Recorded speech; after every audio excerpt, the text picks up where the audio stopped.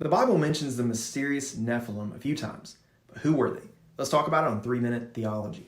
Let's start with the main verse in question in Genesis 6:4. It says, "The Nephilim were on the earth in those days when the sons of God went to the daughters of humans and had children by them. They were the heroes of old, men of renown." Now, depending on the translation you're reading, Nephilim may be translated as giants. The word Nephilim shows up again in Numbers 13:33. Now, there is debate over the translation as giants. It could also be translated as fallen ones. The passage in Numbers has led to our assumption that Nephilim were giants. Okay, but who were they? Well, there are 4 main theories. One, there is the view that the phrase sons of God is talking about fallen angels who had children with the daughters of men, resulting in a part supernatural, part human being. This is probably the most popular view in the church today, but it obviously raises a lot of questions.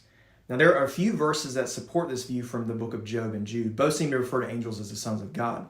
Maybe the best supporting verses come from Jude 1:6-7. It references angels who left their proper positions and likens their behavior to what happened in Sodom and Gomorrah. There is some extra biblical support for this view. The book of Enoch provides more details about angels marrying women and having children who became giants, but it's not in the accepted canon of the Bible, so take it with a grain of salt. The biggest pushback to this theory is really the question, if angels are spiritual beings, how can they have children with humans? Okay, number 2 is the view that the sons of God were humans who were descendants of the line of Seth, one of the sons of Adam. These sons disobeyed God and married women from the lineage of Cain. So maybe this is what fallen ones refers to, in that they had disobeyed God. Early Jewish writings from around the 1st century seem to support this view. Now, this doesn't really explain why Numbers calls them giants, although some people argue that the statement, "there were giants in those days," doesn't apply to a select few, but rather that everyone was larger in those days. Number 3, some have suggested that the sons of God were still angels, but they possessed human men, then had children with women.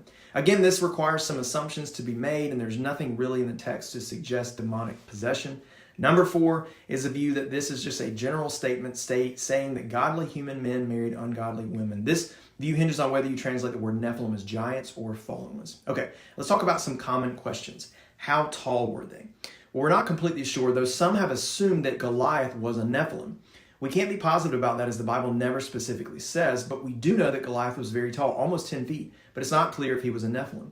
Also, the Nephilim are mentioned before and after the global flood that only Noah and his family survived. So how did they survive? Well, if our first theory is correct, then angels could have had children with women again after the flood. So there's a lot of debate, and it can be interesting to speculate, but why does this matter to us? Here's the deal. Nephilim were never presented as a good thing. It's actually the opposite.